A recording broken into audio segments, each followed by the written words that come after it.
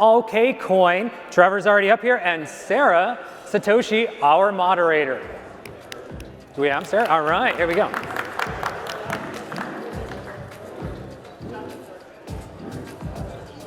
right. I'll send you a message in a little bit. Kyle? Trevor. How are you? Hi. Good to meet you. I'll give you a hug too. Can I give you a hug too? Absolutely. Good to see you. Good to see you too. All right.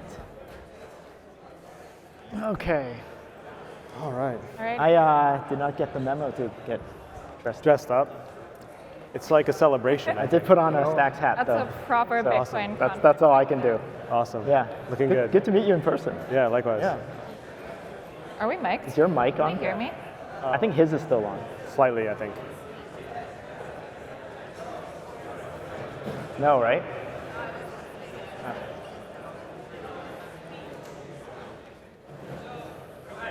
Do we start? Can they hear me? Can you hear me? Yeah, I think we start. Are we? Okay, cool. Hi, everyone. Welcome. Trevor, welcome back. Thanks. My name is Sarah. I will be this panel's moderator today, and we are joined by Trevor, who you just heard from, and also Jason from OKcoin. I know that you've already introduced yourself, but why don't you introduce yourself again for anyone who's just come in, and state your name, your occupation, introduce the company that you work at, and also tell us your Bitcoin story. Yeah, so I'm Trevor Owens, managing partner of now Stacks Ventures. And what we do is we invest in early stage companies all the way from an idea stage with a strong technical team to the Series A, where you have strong traction in Web 2, but you want to transform your business, bring it into the Web 3 space. And my background in Bitcoin actually goes back to my friend, one of the co-founders of Stacks, Ryan Shea. Back in 2012 or 13, he forgot his wallet when we were going out for dinner, and so I spotted him the dinner, and he said, "Let me pay you back in Bitcoin." And so he sent me 20 bucks in Bitcoin, 2012, 2013. I literally still have it sitting in my wallet, and now it's like $2,000. And so, unfortunately, I actually did buy a lot more Bitcoin, but then in like the 2013 run, when it started to go back down, I sold it all. So lessons learned, but second time around, I won't make the same mistake. And so that's why I'm here building in Stacks, because I see the massive potential of bringing more use cases to Bitcoin. And I'm very grateful to be here with Sarah and Jason and many of you to help make this happen. Thank you, Trevor. Cool, thanks. Hi everyone, I'm Jason. I'm COO here at OKcoin. We're a crypto platform where users, individuals, and institutions can come to us to get from local currency into crypto. We're big supporters of the Stacks ecosystem. We allow users to come by as little as $10 in Stacks, and one click of a button, you can stack it, start earning Bitcoin. We also support Miami Coin and New York City Coin. So yeah, that's what I do. My Bitcoin story goes back to around the same time as you. Mostly as an investor, I think more interestingly is my Blockstack story. Is actually I was in Hong Kong at the time, and Larry, who's still pretty active in the Blockstacks community or Stacks community, gave a presentation about Blockstacks and how all these decentralized apps could be built on top of Bitcoin, and that's what got me sucked in early on. And yeah, that's it. Amazing. Yeah. Amazing story. So your history, both your histories in Bitcoin go back so far. I'm really jealous. But in talking about sort of that history and how exchanges and their roles have evolved, Jason, OKcoin was one of those exchanges that sort of survived that whole 2013, 14 like big Chinese exchange era, and now it's evolved into one of the biggest Bitcoin and crypto exchanges that people use. And so, what do you think? Can you tell us a little bit about what OKcoin's sort of role is now in this industry, where we are always encouraging people to take best security practices with their Bitcoin and take them off of exchanges, and how does OKcoin sort of facilitate the Bitcoin ecosystem as it's evolving? Yeah, so you're right. I mean, we were founded in 2013, so we have been around for a little bit. I've been with the company for over 6 years now, and so you're right. We've gone through a lot of the roller coaster rides of this industry. But I think most importantly for us and for everyone in this ecosystem, and Trevor, you mentioned this earlier too, is really trying to build stuff that our users want, right? We just focus on what our users want. If they want to easily buy crypto, buy Bitcoin, take it offline and store it, we allow that and we provide that. If you want to use Lightning, we have that, right? If you want to get into the Stacks ecosystem, we support that. So that really, we're just listening to our users and building what they want. And if that's what we do, we think that that's how it sort of allows companies to exist and roll with how the sort of the industry changes over time. For sure. OKcoin is one of the only exchanges, and I think probably the only exchange that really robustly supports the Stacks ecosystem along with city coins. And how did OKcoin sort of get into that much involvement with Stacks? I think Munib earlier had a slide where he sort of showed Bitcoin as the sort of the base layer and then Stacks on top and then further implementations. I think that jives really well with how we think of ourselves, but also this space evolving, becoming sort of a Bitcoin first type of approach. So our team really bought into what the Stacks team was doing. And early on, we've met Brittany and everyone at the foundation, and everyone's so great here. Trevor, we've been working with Trevor and Kyle and everyone. It's just such a great community, and I think that really helped us really double down on our efforts in making sure that we make sure the community has that on and off ramp, has that easy one-click access. So yeah, it was just really a good syncing of attitudes and people. Yeah, and now OKcoin and Stacks is sort of just really ramping up this relationship with this new Bitcoin Odyssey, $165 million collective, and Stacks Ventures, which is rebranded from Stacks Accelerator, is a big part of that. Trevor, can you speak to sort of just a background on the Stacks Accelerator program, what it was, and what Stacks Venture plans to do going forward, with this Bitcoin Odyssey collective? Yeah, so we started a year ago, officially on April 1st of last year with Stacks Accelerator. We raised a small fund of $4 million for 2 years of runway to invest in 100 companies. And my goal initially when I did the numbers, I was like, I want to hit an average of 300K raised by each company. That would be a success to me for a typical accelerator. And what we saw in our last cohort was that we had companies on average raise 1.1 million, and many companies raise way more than that. And so if you look at Stacks, the thing that attracts me to it is that I'm also a full stack developer myself. I'm an entrepreneur, I've been CEO and CTO, and I think about where I would want to build my own company, it would be on Stacks, because there is a wide open greenfield, blue ocean market for the user base of Bitcoin, for doing better things with Bitcoin. And if you're here building now early in this space, you have no competition. There's only users who are waiting and begging for a solution that if you just build it, they're already there. And so when I realized that, and actually I looked at the code, I looked at the tech, and I understood it, I was like, wow, this is going to be something big in the future. There's massive upside here. And I think that's the same conclusion that all of these VC funds, we have over 20 VC funds in the Bitcoin Odyssey who have committed and pledged to invest $165 million in Stacks-based companies this year. That's what they see. They see that, hey, maybe Ethereum's going to grow, Bitcoin is going to grow. I don't think this is a winner-take-all market. I think we're going to be in a multi-chain universe, probably less multi-chain than some people think, okay? But Stacks has a clear lane in this market. We have a clear differentiation, and we're crushing it against all the other alternatives that you could build on to build for Bitcoin. We're the best. We're the biggest, and our tech is the best. It's the easiest for developers to use. And so that's why the community is growing exponentially, and the demand is there. That's just the validation of the demand, the Bitcoin Odyssey. Those funds were waiting to come in. All we had to do was give them a place to sign up, and if you're building a startup, same thing with the users. Those users are there, they're waiting to sign up. So if you launch your product here in Stacks, us as Stacks Ventures, We will fund you from the earliest stages as long as, like I said, do one thing really well. Be focused, be practical. Practicality comes first, ambition is important, but it comes second. You will get there if you build something people want, and we will fund you, we will introduce you to more funds, and we'll bring you into the Odyssey, and it's off to the races from there.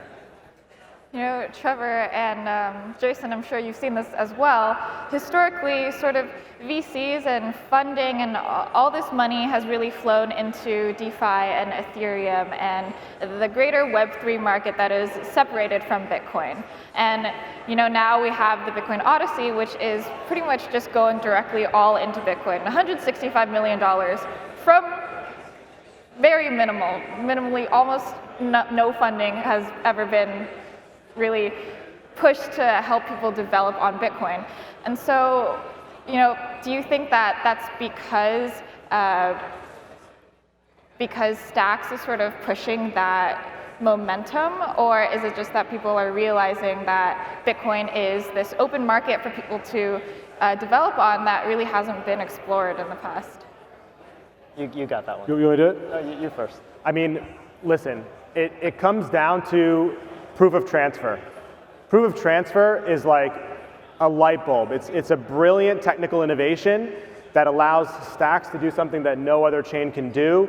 The whole way the tech is structured in terms of every block of Stacks is recorded in a hash on Bitcoin. Every block on Stacks is timed with the block on Bitcoin. And Stacks has SPV proofs. It's reading what's happening on Bitcoin state. And then we're looking at DLCs and multi-sig wallets and how we can actually unlock not just going from Bitcoin to Stacks, but back around. We're on the bleeding edge of what's possible. And so I think it was just a matter of time that now it is possible, and that's why all the capital is coming in, because the other solutions that have been out there, they're mainly side chains which use a federation where you're using a pegged altcoin, okay? Sarah and I, we fight Bitcoin maxis, toxic maxis, because I consider myself a Bitcoin maxi until I met some of the toxic maxis.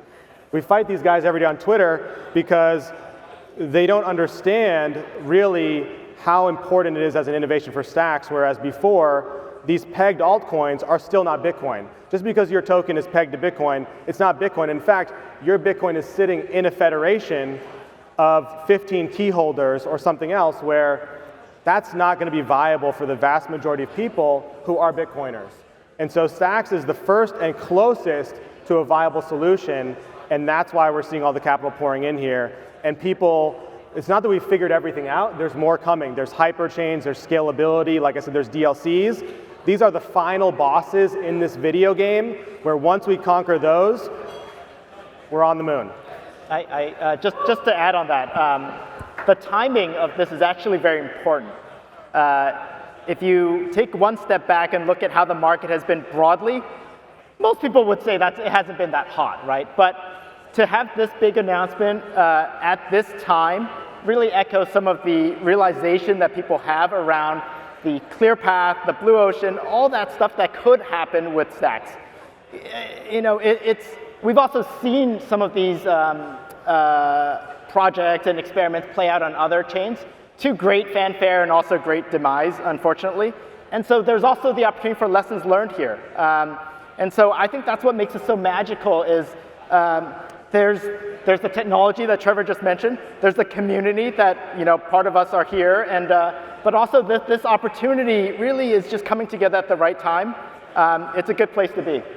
I want to add one thing to that. I would say that it also comes down just to the people. It comes down to all of us. If you look around this room, I would place money on the bet that the average IQ in this room is higher than any other crypto conference. That's not because I'm biased, I am. You guys are all geniuses, you're beautiful, you're handsome. But in the food is better. The steak was good. The average IQ in this room, I think, is higher than any other crypto conference, not only because it's smaller and it's early, but because it's not easy to understand this stuff. We are on the leading edge. And then when all of us build things and we go to venture capitalists and investors, they can tell how smart we are. They can tell how we've thought things through. And so we are the ones on the ground actually convincing these investors who initially they're going to be like, oh no, like what's Stacks? Why should I invest in a company like Stacks? But then when we send really smart people to argue the case and they win that argument, that's when it starts happening. You know, Munib talks a lot about incentives and proper incentives for people to be able to build. And one of the reasons why Stacks as a network works is because people are incentivized to contribute to it, to hold, to mine, and whatnot. There's a lot of criticism that comes from specifically the Bitcoin maxi community. Toxic maxis. The toxic maxi community that comments on how just venture funding, especially as through Web3, DeFi, Ethereum products and whatnot, is sort of just very grifty and scams people and is the problem with crypto today. And so, now that this whole, I'm not going to call it a fund, Bitcoin Odyssey collective is happening, which does include a lot of VC money, being pumped in. How do you respond to that, and how do we work with a lot of these toxic maxis who, honestly, some of them are building very cool things, not on Stacks, but for the better of Bitcoin. And so how would you respond to that, and how do we work with these people to sort of say hey, this is a good thing, this is good for Bitcoin? You want to go? Sure. Do you want to go first? No, all you.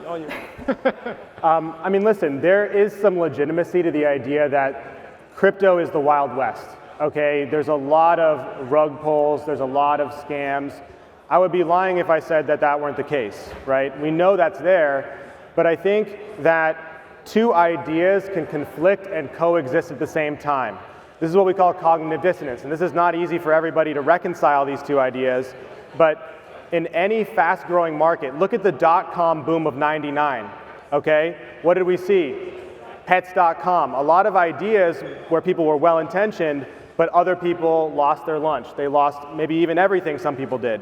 Speculation is a necessary part of this innovation, and it's just the truth. And I wish it wasn't, but it's not all bad, okay? The rug pulls, the scams, those are bad, okay? But saying that because something has a token is a scam actually hurts people from being able to tell the difference between something that is a scam and something that's not a scam.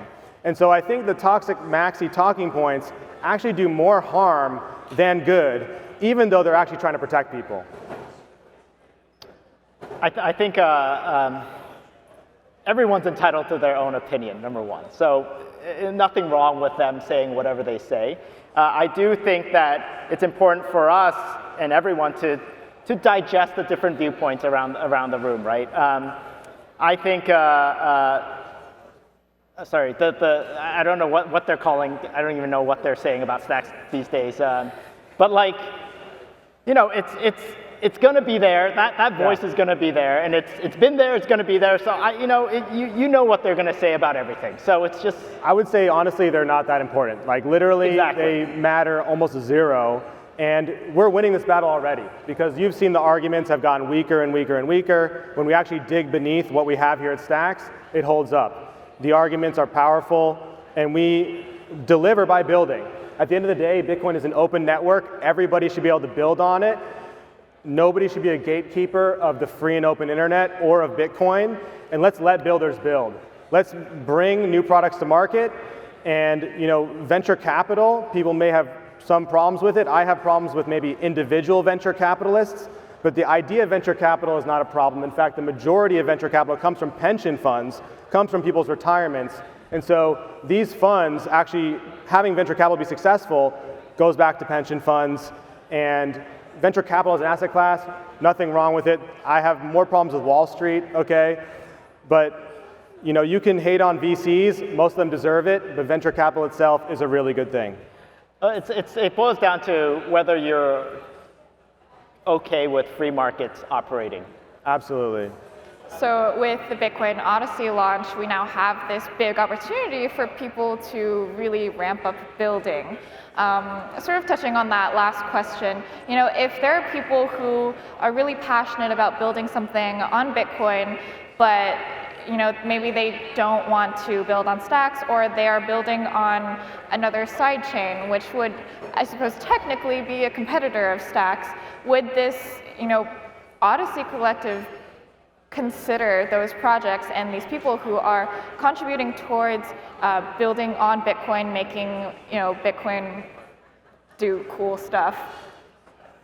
Absolutely. I think if you can bring new use cases to Bitcoin in a way that brings value to users, we want to support that as much as we can. And it doesn't even, and maybe it doesn't work with Stacks now, but later there's something we can do, or we can integrate somehow. I was talking to Manib the other day, and he told me that through one of the interesting projects being built right now, Lightning Swap, which stacks from Lightning to Stacks, you can actually buy Stacks with Cash App. And so there's many unintentional ways that these can fit together and bring value not only to Stacks but to Bitcoin, that we would be interested in. Just if you're a great builder, we want to talk to you and figure out any way we can support what you're doing. I think on our side, we obviously support other tokens beyond Stacks and Bitcoin. But for Bitcoin in particular, we also have other programs that help support the Bitcoin ecosystem. We have a developer grant program that directly contributes to those that are working on the core code of Bitcoin. We've done this for, this is our third year running now, and I think we've given up over $1 million towards individual developers that are building on that. So like Trevor said, there are other avenues to get funding and to get support. There's some stuff we're announcing later this week, so I shouldn't probably say it, but there's a lot of things out there. If there's other ways to make Bitcoin usable and grow that adoption, I know Trevor's down for it, we're down to hear it, so yeah. Yeah, I think that's really great and an important point to really just market out that this collective isn't just reserved for purely building on Stacks. It's really about building on Bitcoin and forwarding Bitcoin and expanding that Bitcoin ecosystem. And for anyone who wants to apply for funding, whether it's through the foundation grants, venture programs, through OKcoin and through Stacks, I'm building Ladies in Bitcoin, which is a nonprofit, and it's supported by OKcoins Crypto for All initiative, as well as Stacks Foundation, and it has nothing to do with Stacks at all. But yeah, I really appreciate all of the help and support that I'm getting for this project, and that's just a testament to the sort of support that Stacks is giving out to people who are building on Bitcoin, and not just for the sake of building on Stacks. So. Well, Stacks Foundation themselves have given money to Brink, which is also supporting a Bitcoin core developer.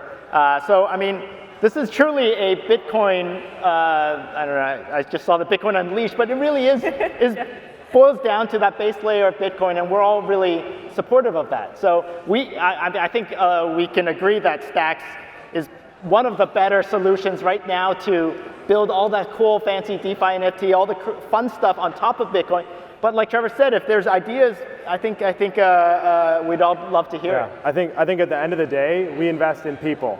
And so somebody like Sarah, who's doing great work out there, we want to support all the Sarahs out there as much as we can. If you're doing great work, we want to support you. It's as simple as that.